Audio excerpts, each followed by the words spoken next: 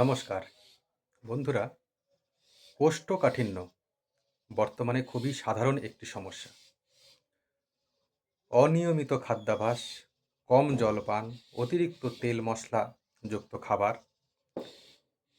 শারীরিক পরিশ্রমের অভাব, দুশ্চিন্তা বা দীর্ঘদিনের হজমের সমস্যার কারণে এই অবস্থা তৈরি হতে পারে। অনেক সময় মল শক্ত হয়ে যায়, পেট পরিষ্কার হয় না, পেট ফাঁপা লাগে বা বারবার বাথরুমে যাওয়ার অনুভূতি তৈরি হয়। এর সাথে মাথা ভাল লাগা, অরুচি, গ্যাস অ্যাসিডিটি বা অস্বস্তিও দেখা দিতে পারে। দীর্ঘদিন কোষ্ঠকাঠিন্য থাকলে পাইলস বা ফিশারের মতো সমস্যা তৈরি হতে পারে। তাই শুরু থেকেই এই সমস্যার দিকে গুরুত্ব দেওয়া খুবই জরুরি। প্রাকৃতিক উপায়ে কোষ্ঠকাঠিন্য কমাতে প্রতিদিন পর্যাপ্ত জলপান খুব গুরুত্বপূর্ণ। ফলমূল, শাকসবজি, আঁশযুক্ত খাবার, ইসবগুলের ভুসি, পেঁপে, কলা ও সালাদ হজম ভালো রাখতে সাহায্য করে। সকালে খালি পেটে কুসুম গরম জলপান অনেকের জন্য উপকারী হতে পারে। নিয়মিত হাঁটা বা হালকা ব্যায়াম অন্ত্রের স্বাভাবিক কার্যক্রম বাড়াতে সাহায্য করে।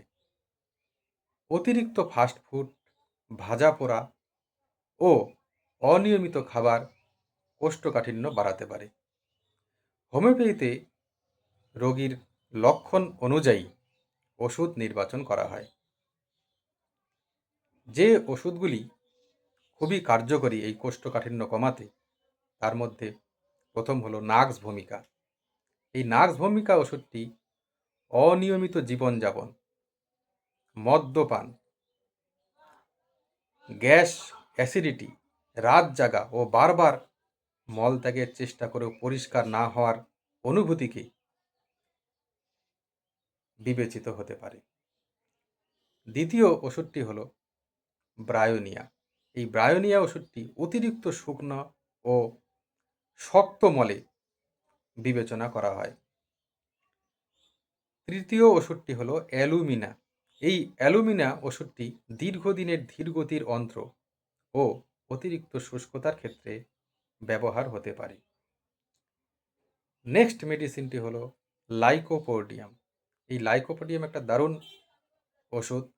যদি লক্ষণ বিবেচিত হয় তাহলে দারুণভাবে কার্যকরী এবং খুব তাড়াতাড়ি রিলিফ দেয়।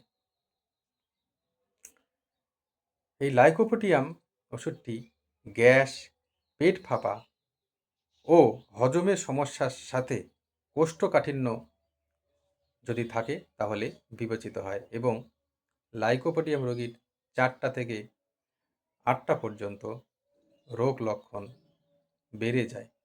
তাহলে এই ওষুধটি দারুণভাবে কার্যকরী বন্ধুরা।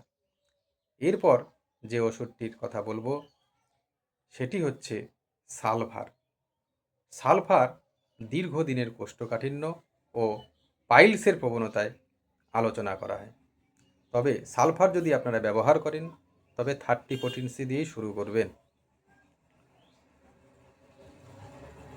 তবে সবার জন্য একই ওষুধ কার্যকর নাও হতে পারে। রোগীর শারীরিক ও মানসিক অবস্থা বিচার করেই ওষুধ নির্বাচন করা উচিত।